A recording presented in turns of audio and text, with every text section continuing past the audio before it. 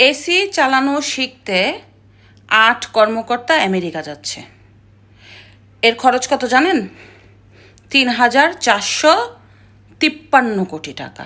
৩,৪৫৩ কোটি টাকা খরচ করে ৮ কর্মকর্তা এসি চালাতে শিখতে যাচ্ছে।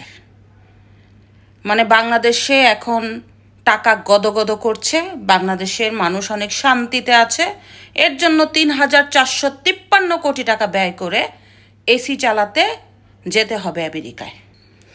দেখেন, বাংলাদেশে প্রায় ৭০ লক্ষ গ্রাহক ব্যাংকের থেকে টাকা পাচ্ছে না।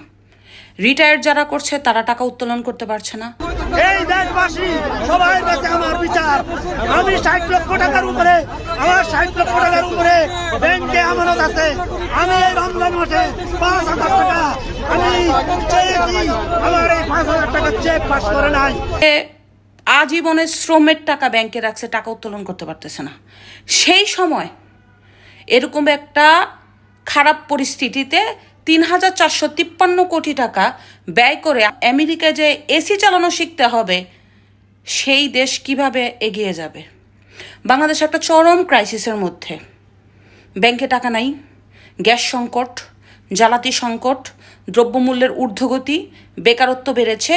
এর মধ্যে তাদের এসি চালানোর জন্য শিখতে যেতে হবে আমেরিকা। থুতু মারা উচিত, সবাই ঐক্যবদ্ধ হন যাতে এরা যেতে না পারে।